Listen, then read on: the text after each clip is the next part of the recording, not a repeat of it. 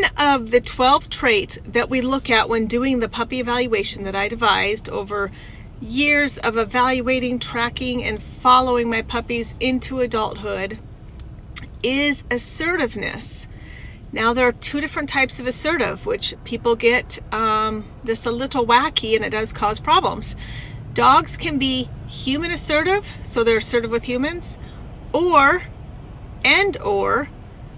dog assertive with other dogs. They're two different things. So really make sure you make that difference when evaluating or when educating your clients. Is the puppy dog assertive? Are they the boss of the litter?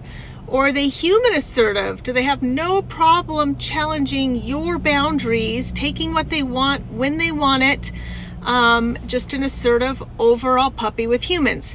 For the evaluation, we focus on human assertiveness. This is really an important trait, and we want to get it as close as possible to being right, because this one can cause some issues if not placed correctly.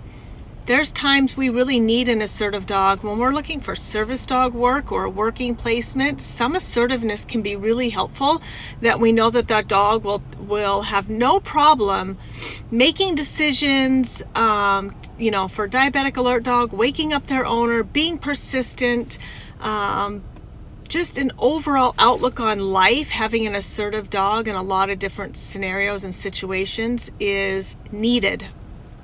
On the flip side, there are scenarios in life and with people and types of families where having an assertive dog isn't ideal. One, new dog owners. This can be really difficult for a new dog owner to handle an assertive dog. So I ask people, is this your first dog? The second is if that person is kind of a soft person, they're kind of a pushover, they have a hard time keeping their own boundaries and limits. A really easy way for us to see this is when families come with their children. And if families can't control their children, do not place an assertive puppy with them. They're not going to be able to manage and mitigate an assertive puppy. An assertive puppy needs an established handler that understands the way dogs work. They understand their needs and order, rules, boundaries, and limitations. Second is mental and physical stimulation. Third is love and affection. Assertive puppies will challenge space more. You typically need to have a higher variable of correction for them. They're bright and brilliant, but they can be a pistol, so placing them accordingly is important. When you're talking with families and well, what does it mean to live with an assertive puppy? Here's an example I give people that sometimes really helps. Something as simple like this.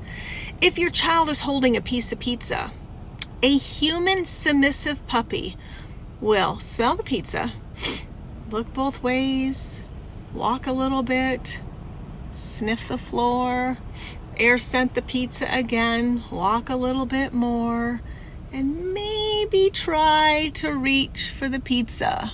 But if anybody moves, they're going to jump back and be like, okay, no, I'm sorry, I didn't actually try to take food from another pack member. Your assertive puppy is going to walk right up there and grab the pizza. Thank you very much. There you have it. There is one of the 12 traits broken down for you. Assertive, human assertive puppies versus human submissive puppies. So make sure you really focus on that trait. It's one of the traits that gets our dogs rehomed, along with energy, high energy dogs, and confidence, low confidence dogs. So we see shelters and rescues full of assertive, high energy dogs, high prey. Those can be tough dogs for people, and or fearful dogs, fear that's been mismanaged. Let's talk about the second trait in the Badass Breeder Empowered Puppy Evaluations, and that is confidence. Sorry, Jeanette's texted me, she wants Starbucks, but I know when I get a text, then it messes up the audio. Confidence, puppy confidence. This is a adjustable trait, meaning it can change. We have a hand in confidence, the way we raise them. So that's why the curriculum is so important, and meeting their needs in order and making sure that the curriculum aligns with their developmental benchmarks so that we build confidence in our puppies. Basically, in a nutshell, they trust us. we're honoring them. We respect them. We would never ask them to do something they're not developmentally ready to do. So, but also just then when we look at them closer to 8 weeks old, how confident are they? New situations, new people, new places, approaching new things. It's not a home they're used to or people they're always used to being around. At the end of the day, when we do our puppy evaluations, I don't want a stranger doing my evaluations. One, do they really know how to do them? And two, I don't care how my puppies do around strangers. Like, what job other than a facility or therapy does it matter how they respond at little tiny 8 weeks old to a stranger that's evaluating their whole entire test, giving a snapshot of 11 other traits? It skews a lot of other things. So to me, that's not worth it. I want to see confidence with someone they know and trust to be in a new situation with new items that are unpredictable. Things with sight and sound, obstacle kind of things. What's your confidence going into a new situation with new items that could be deemed as maybe I shouldn't be so confident about that, or maybe I should hesitate about that, like an umbrella popping, things like that. So that's confidence level. Confidence level is huge when placing a puppy with a match, because you really got to try as best as you can to make the human match successful as well. People that don't have the patience to deal with a puppy that's not confident, of course, that can be disastrous. Confident puppies typically do really well in all different types of environments with little kids, busy households. If you have a family that's on the go, lots of kids, lots of adventure, busy, a couple that likes to travel and do outdoor cafes and bring their dog everywhere, you need to have a confident puppy. You have to honor them and make sure that the clients are getting what they need and want, and you're honoring the puppy that they're going to get a life that they're applying for. Like, I'm confident enough to handle life outside my home, essentially. I guess if I could put it into something as small as that, that's what it comes down to. Just their approach in life, and everything that they approach that they've not seen before.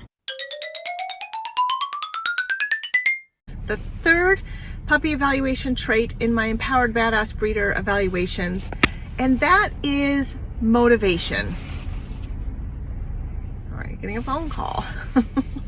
How often are you interrupted when you're trying to do things during the day? That's maybe what the video should be about. Motivation. What does that mean? Why is that important? And how do we tell our clients about that? So, the motivation of a puppy is, how motivated are they to work and learn and please you? What's next? What's next? What can I do? I love to do things together. So when you're working with them as early as 6 weeks in the curriculum, I know it starts sooner, but I don't start paying attention to this kind of stuff until they're 6 weeks old, 7 weeks for toy breeds. I'm really looking at those puppies that are constantly coming and trying to engage with me and want to work and learn and accomplish something together. And you know, our curriculum has the way in which we do things and why we do things. This is one reason why I really work hard to produce puppies that want to work with and for me, just naturally. So it's setting that foundation, number one. But then puppies either have a natural inclination to please or not, just like people. Some people are people pleasers, some people are selfish. So it's just finding what is that puppy. So look at things when you do curriculum from 6 weeks on, and then the evaluation. How much are they wanting to please you? How much are they trying to figure out what you're wanting them to do?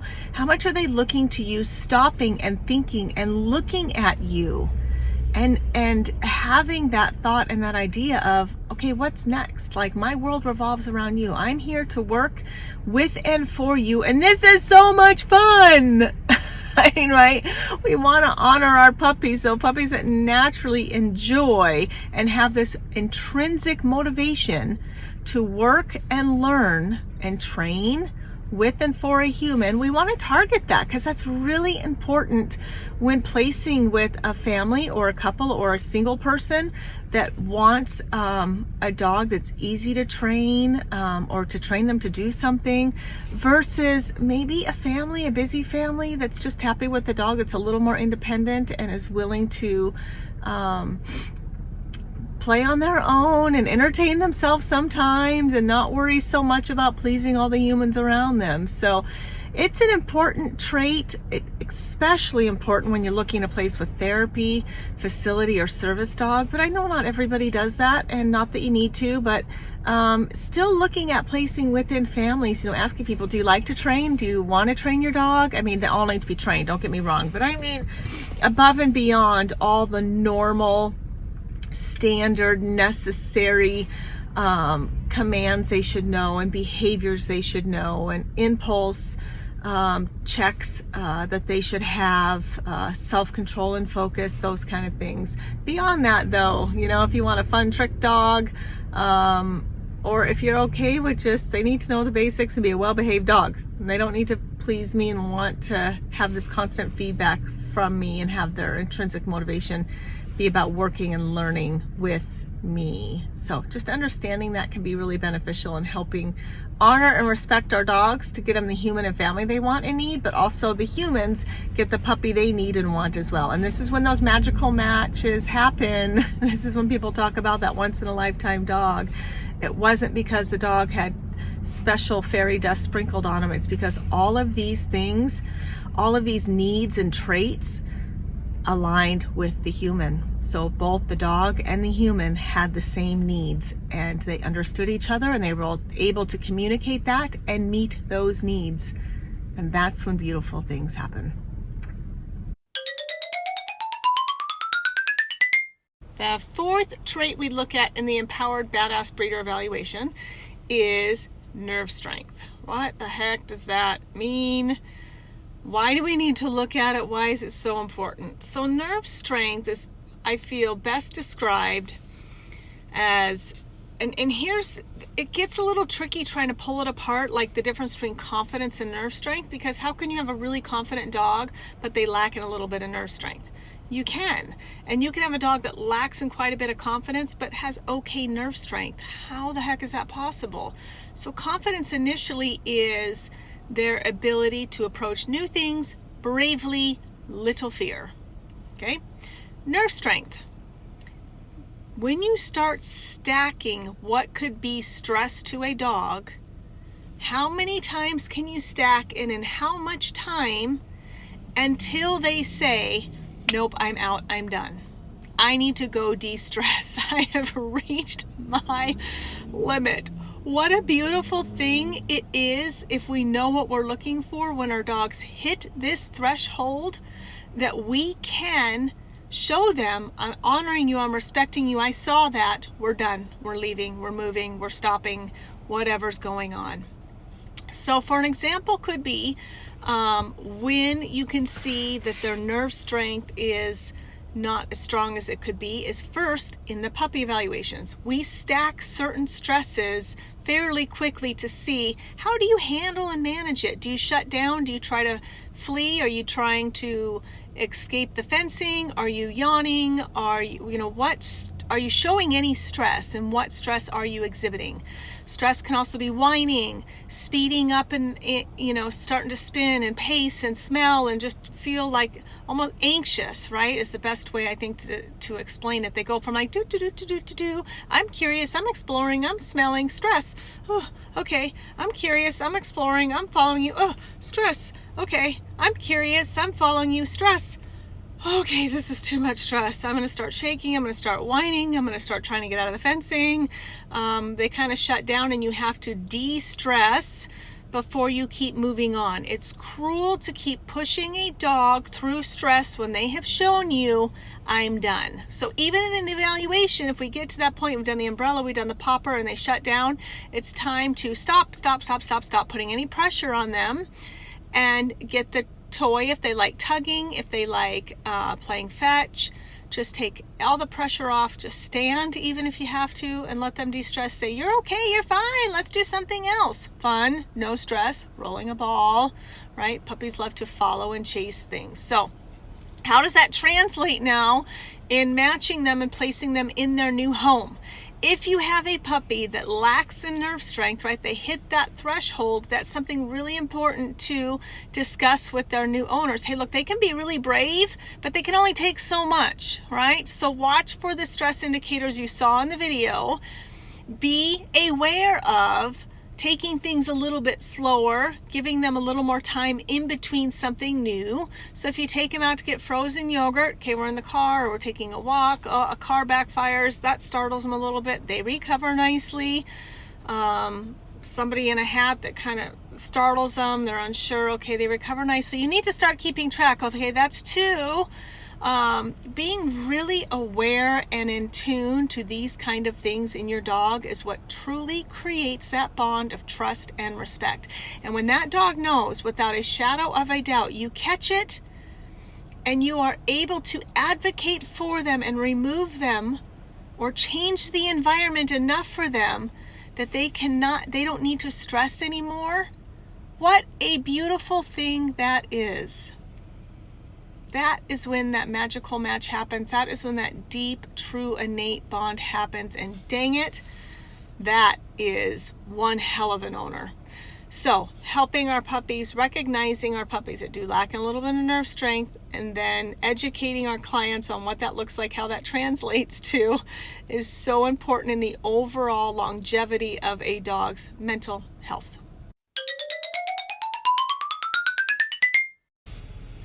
Touch tolerance is another trait we look at when we evaluate our puppies around 52 days old, prior to going home, to give clients a snapshot on how can we honor and respect this dog and what is their ideal home that they'll thrive in. So touch tolerance means their ability to handle, not just handle, but also like inappropriate touching.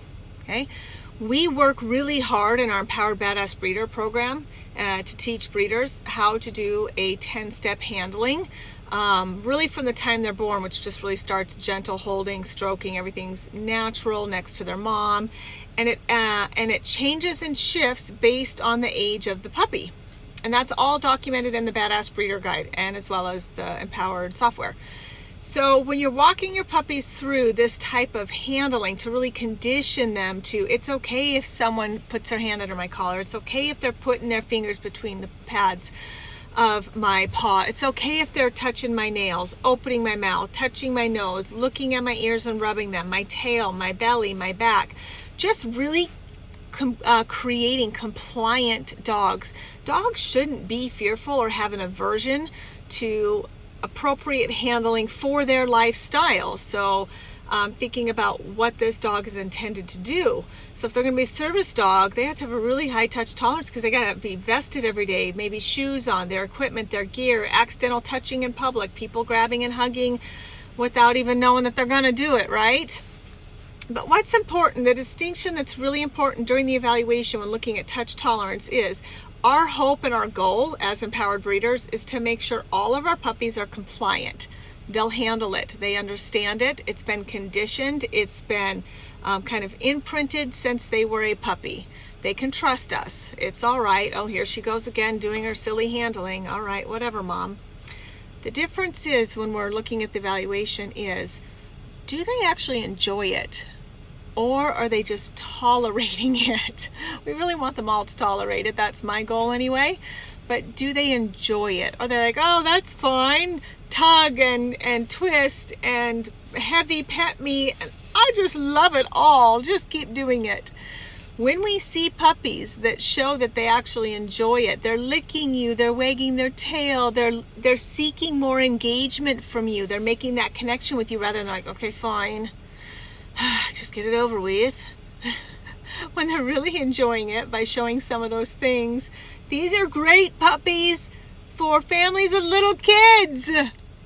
Do you see the difference in honoring and respecting our puppies? So touch tolerance is really important. If someone wants a therapy dog, we want them to not just be compliant, but enjoy and love all types of handling, even if it's not the most comfortable. They're very comfortable with anybody touching them anywhere, doing anything. Families, little kids, therapy dog work, even service dog work to some extent, even though that's not their role. But it still could be just because of the situation. And just people that want a really outgoing dog or have a lot of nieces, nephews, grandkids around, really look for those puppies that are really relaxed, are kissing and licking you during it, wagging their tail, eager to keep getting more. Go ahead, keep petting me, keep patting me, keep twisting my tail, keep messing with my paws. That's the difference when talking about touch tolerance. We want compliant. We have a hand in that, absolutely, in the way we raise them. But do they enjoy all types of handling? Let's talk about one of the other traits that we look for in the Empowered Badass Breeder evaluation when we evaluate our puppies around day 52.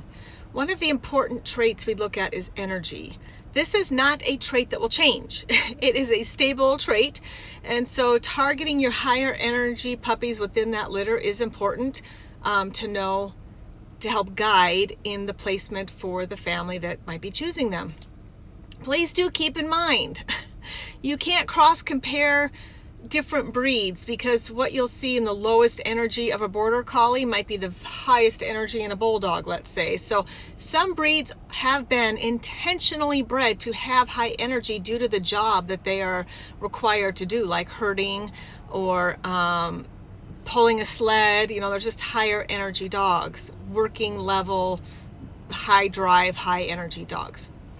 But within your own breeding program, what are you targeting? Are you targeting a breeding toward higher energy or lower energy? And then even within the litter, there's going to be puppies that vary in energy litter. So I start paying attention to this when I start doing curriculum. The last puppy to fall asleep, I start paying attention to that. And then during their evaluation, it's just like non-stop. They don't even stop to think. They're almost like frantic thinkers also, like that high energy, fast thinking, frantic thinking. We definitely make note of those. Why is it so important? Dogs that are rehomed, the top 3 reasons why are energy, assertiveness, and prey. And so 4 really. Energy, prey drive, high prey drive can be really hard for families. High energy is really hard for some families.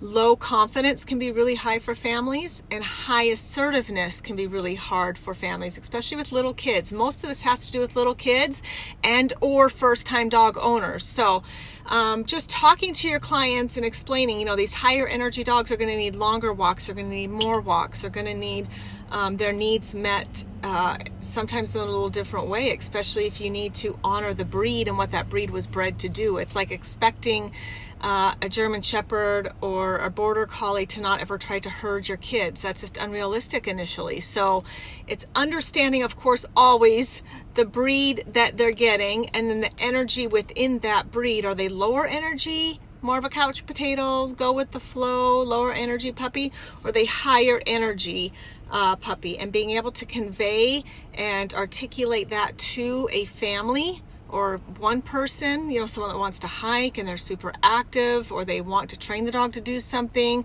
you may need a little bit more energy there to keep up with that person. And then of course there's the families, you know, a retired couple, family with little kids may not want super high energy. They have enough energy in the house as it is with the kids, so a more laid back, go with the flow puppy might work better. So there you have it. Thanks for riding shotgun with me today. Energy is a huge consideration in placements. It just is. That has to be one of the traits at the forefront to make the match, the selection, to help guide the selection be successful.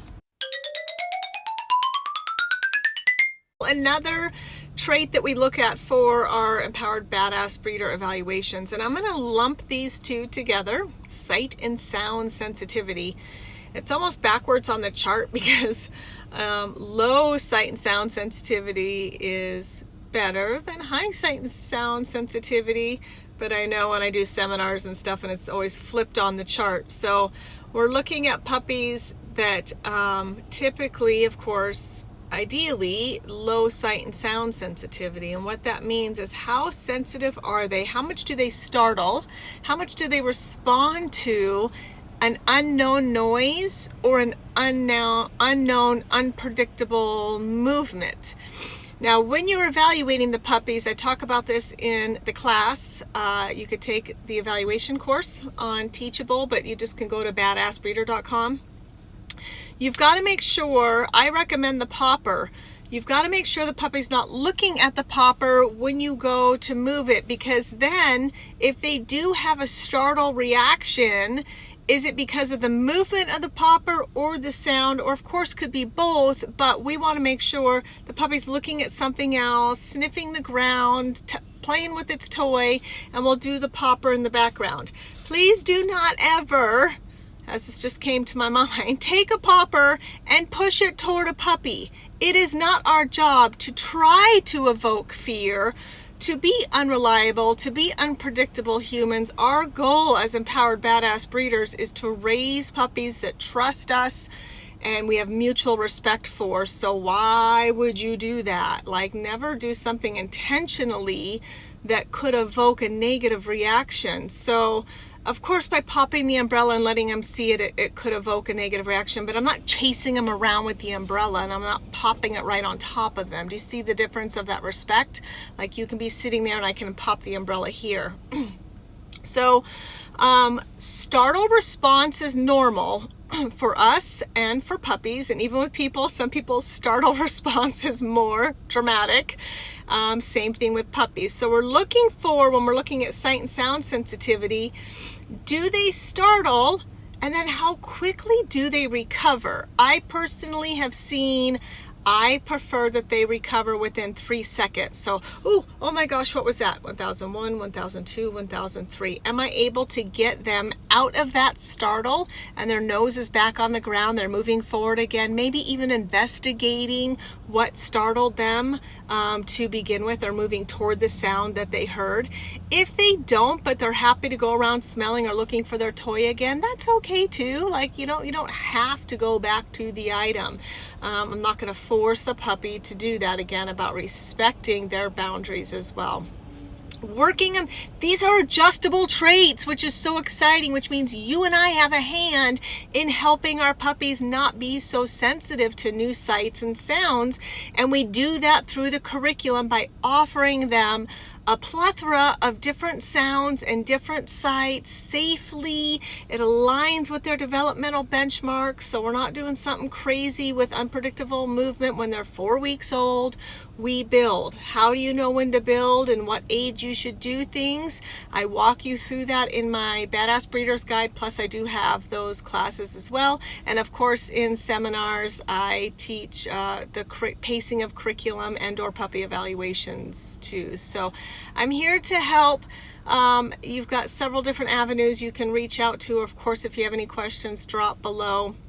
But with puppies that they are high sight and sound sensitive, so they really do startle and then they kind of fall apart, or it's just really overwhelming for them. Think about placement. We don't want a home that's really unpredictable. They're an adventurous family out and about all the time, where the puppy's life is just kind of going to be full of a lot of unpredictability. Some puppies love that and they want adventure, and others do want the little bit more predictable and reliable home. But again, they're 8 weeks old, right? 8 or 9 weeks old. They're still babies. So just educate and convey this information to their new owners. Don't swoop in and rescue. When they startle at something, just be like, yes, use that yes empowerment word. You're good. Check you out. Look how brave you are. It's fine. The balloon's not going to hurt you. The vacuum's not going to eat you. You are fine. You can trust me. And what a beautiful thing that is. Let's break down the temperament trait prey drive when looking at puppies and trying to place them with the best possible home. This is a really important trait to look at because it could wreak havoc in a home with little children, especially if the puppy has a high prey drive. First and foremost, though, look at the breed, the integrity of the breed. Were they bred to have a high prey drive? It is baffling to me when I see so many Aussie doodles, especially, rehomed because families are shocked that the dog is chasing their children and nipping at their feet. So, well, they were bred to herd. They were bred to chase. So look at the integrity of the breed first and foremost, depending on then how high the prey drive is. And then within your breed, within your lines, within that litter, what are we looking at as far as which puppies display a higher propensity to chase that prey drive? So chasing things, shaking things, just more intensity on that. You pick up the toy and their nose is still on the ground trying to find the toy. Where'd the toy go? Where'd the toy go? Where'd the toy go? Chase, chase, chase. What's moving? What's moving? What's moving? You know, that kind of ampy alertness in their mind. It's almost, I call it kind of frantic thinking when it's that intense to chase play. So it's just something to be really aware about. It's just going to be more challenging thinking about little kids running around, if they've got other animals, if they've got a cat. I'm not saying the dog is going to kill the cat. I am saying the dog is really going to love to chase the cat, kind of thing. So it's just, I prefer, in my experience with the evaluations that I do, I prefer to not have puppies in high prey that display a higher prey drive with families with young children, because why make things harder than they need to be for everybody? That's the way I feel about it. And puppies that do show a higher drive, prey drive, I do just educate the families. What does that mean? Extra care, more affection, satiating that need correctly, politely, innately, honoring, respecting that they need to expel this energy through chase and play. You can't take that out of them. That's not fair. You try to suppress it, you're just going to make things worse. That's when dogs start to go nutty. So really honoring their desire to chase and play. One little thing I really pay attention to during the evaluations, or Empowered Badass Breeder evaluation, is when they actually shake the toy. I always feel like that's another level of prey drive. But just keep in mind, if a puppy is lacking in confidence or nerve strength, you may not see their level of intensity in prey drive during the evaluation. That can skew it. So just be paying attention while raising them through the curriculum every day. Puppies that just really have that extra level of, wow, all right, you're just going to kill that toy, aren't you? And you just continue to chase and don't give up. You're pretty intense there, little guy. Good to know. So make those notes so that we can educate and make those placements more successful. All right, we are making our way down through the 12 traits that I look at for puppy evaluations today. Human focus. Now, this isn't necessarily how much a dog is going to love somebody. It's just how much are they thinking about and wanting to please you, work with and for you. How much are their thoughts about you rather than the environment? You can have really environmentally focused dogs, right? You can have dogs that are just focused on other things rather than people. Sometimes it's even objects. They're so focused, they're ball focused, they're toy or ball focused. They're environmentally focused.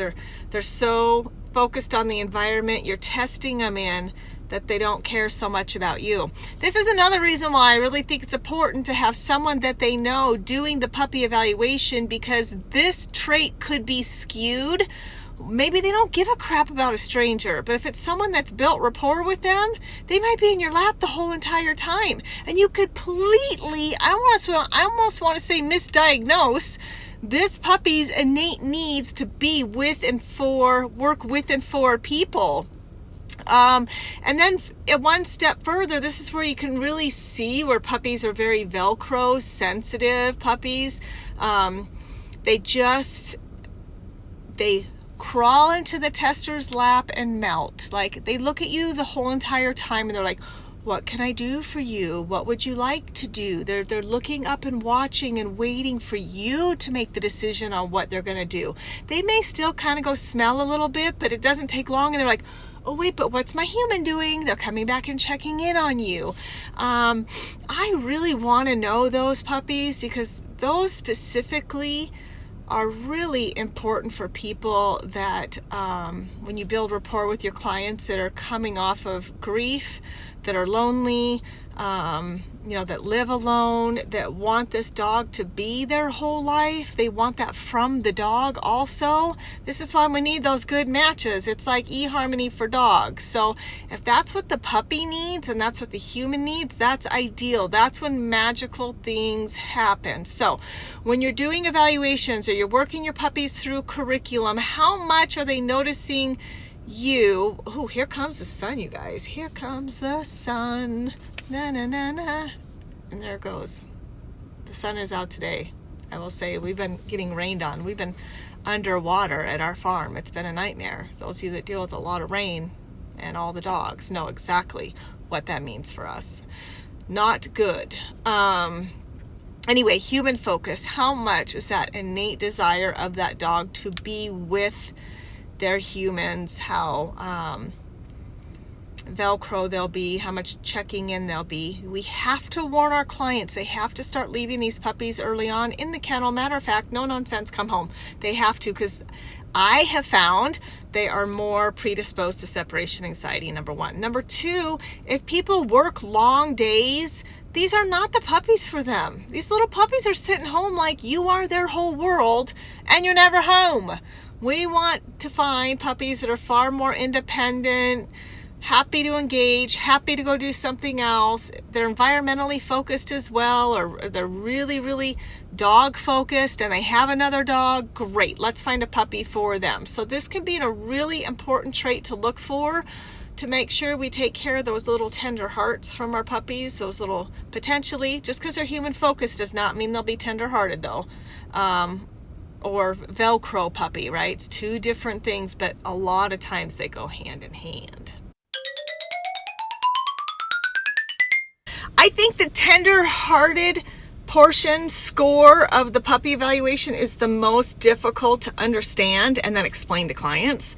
I needed something that explained how much the dog felt responsible for human emotion, essentially. How much did they take that on? How much did they feel responsible for that?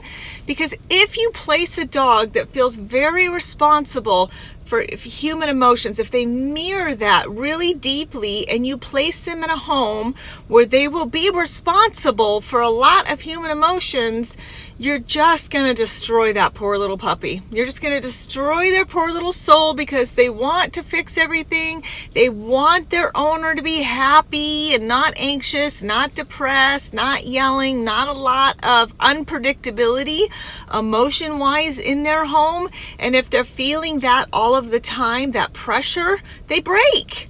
And that's just what it comes down to. And then you have these dogs that are terrified of life because their core isn't safe. Their foundation isn't safe. They question everything and they just struggle in life. It can be a really difficult placement because people that are naturally anxious or depressed, that are looking more for an emotional support dog, they tend to gravitate toward these really tender-hearted little puppies.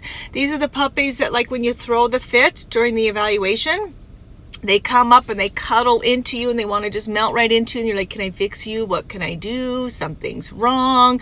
And they take all this personally. And people with depression and anxiety gravitate toward those puppies. We're like, that's exactly what we need. They'll just love me exactly how I am. I get it. It's not a good mix though. What's going to happen is you're going to have an anxious person make that puppy anxious.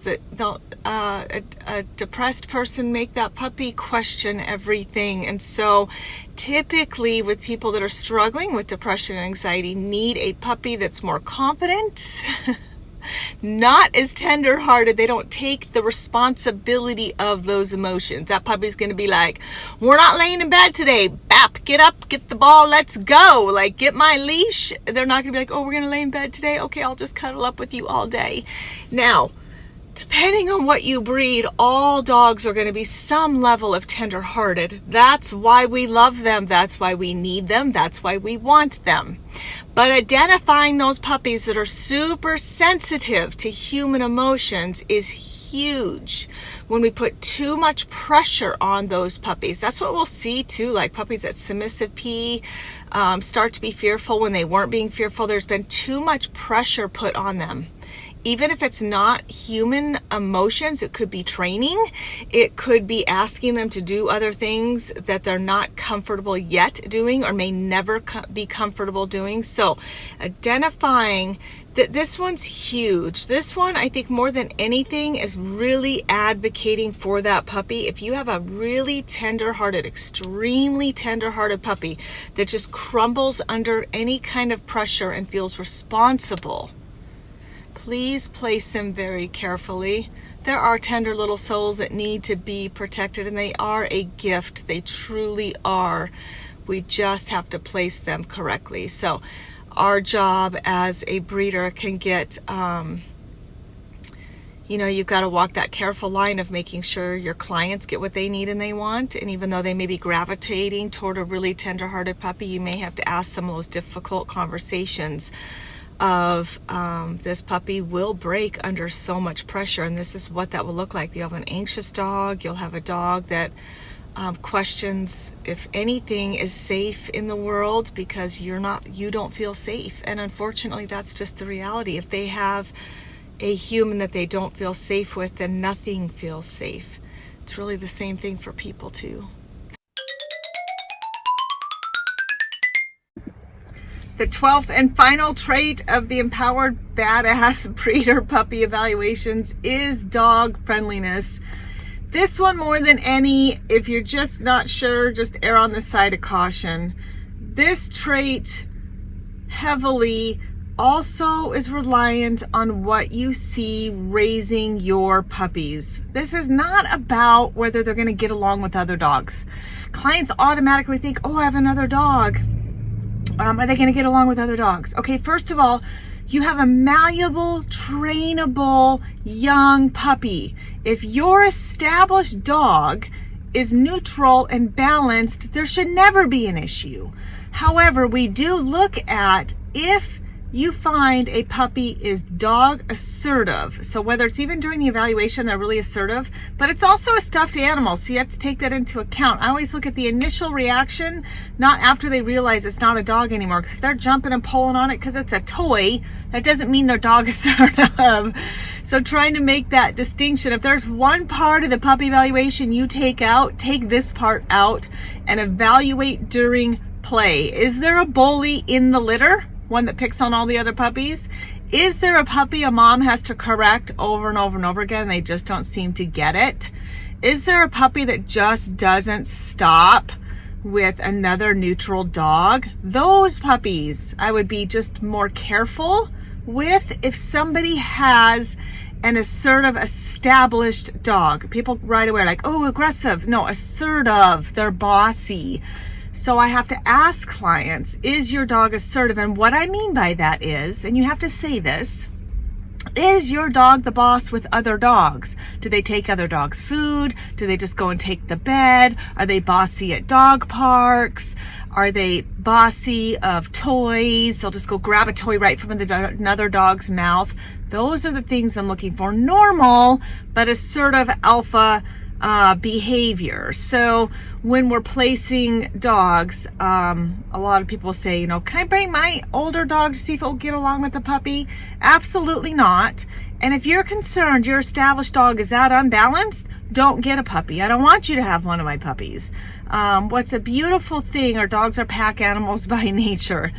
And older pack members will raise a puppy. What that looks like exactly, I don't know. You don't know. You know why? Because we have the factor of a dog we don't know, and people we don't know how they handle and manage and mitigate situations. So I let people know, as long as these dogs know you're in charge, you're going to be fine, number one. Number two, if you're concerned at all, an easy thing to do is go opposite gender. You'll have even less of a possibility of an issue.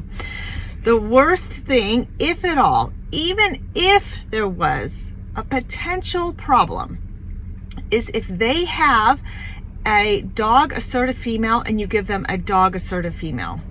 Or if they have a dog assertive male and you give them a dog assertive male. At some point, there could be, when that puppy reaches sexual maturity, a conversation between those two dogs that could be a little ugly.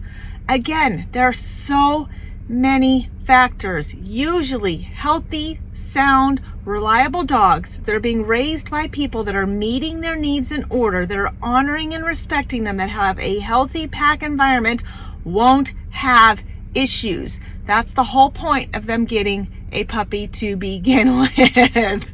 All right, I hope that helps a little bit with the dog friendliness and how I help my clients guide them to getting that second or third puppy, even if they've got one from me or not. We have to ask some questions about the dog they have, but then trying to determine how assertive your puppy is. And then the other thing, at the end of the day, I tell people it's really difficult for me to say this 8-week, 7-week-old puppy is dog assertive or dog submissive. Sometimes it's very easy to see and other times it's not, because again, we have all these other factors of other dogs we don't know and can't control, and how the humans manage the pack at home. That's it. I mean, we just can't make miracles all the time. Thanks for riding shotgun with me today. Have a good day. Bye.